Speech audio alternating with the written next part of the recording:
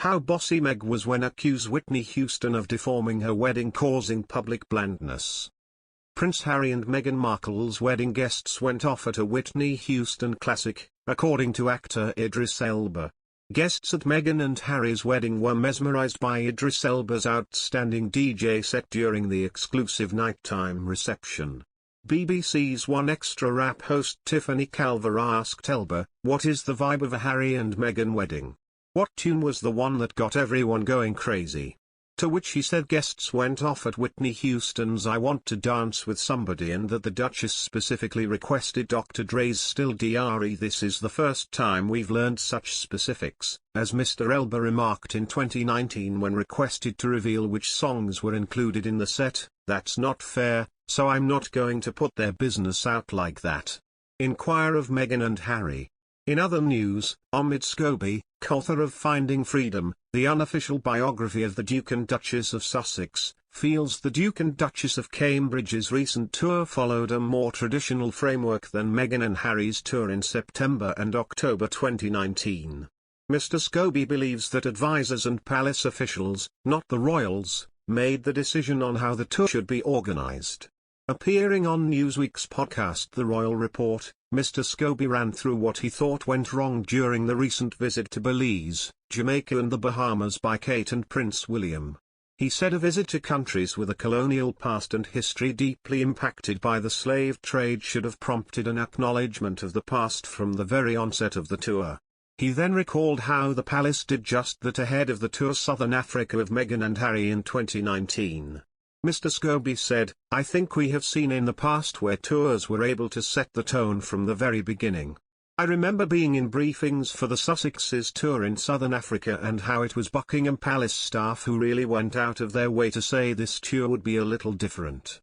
The couple would be mindful of the politics within the local areas they were visiting, that we wouldn't be seeing state dinners, there wouldn't be the expensive wardrobes you are used to on a royal trip. That was kind of proof that at one point the palace did know how to make these things work in a modern environment." Last month, as the Cambridges were travelling to the Caribbean, the palace may have chosen a more traditional approach due to the fact they were undertaking a trip to mark the 70th year of the Queen on the throne, Mr. Scobie added. Mr. Scobie stressed he does not think the different approach to the 2019 tour had necessarily to do with the Sussexes. He said, "I just remember a time when palace staff, and those employed by the Crown were thinking in that very specific way. And so a lot of that comes from the leadership above them and clearly that wasn't there with the Duke and Duchess of Cambridge. I think they were very keen on sticking to that sort of traditional format that we know and, at times, have loved." As examples, the royal author listed travels to Canada, Australia, and India. Some saw this as a reference to the Queen and Prince Philip's visit to the same Caribbean country in 1953, when they travelled in a similar vehicle among well-wishers. Others, on the other hand, thought it was too redolent of Britain's colonial past. People magazine's reporter Simon Perry, who followed the Cambridges during the tour, claimed Kate and William rode aboard the vehicle at the request of the Jamaican military. The tour was also marred with protests and activists' calls for slavery reparations. Prince William addressed the topic of slavery in Jamaica, calling it abhorrent, the day after thousands rallied outside the British High Commission in Kingston to demand Britain and the firm apologise for slavery and pay reparations. He also said, "I want to express my profound sorrow.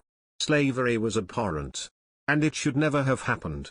While the pain runs deep, Jamaica continues to forge its future with determination, courage and fortitude. The strength and shared sense of purpose of the Jamaican people, represented in your flag and motto, celebrate an invincible spirit.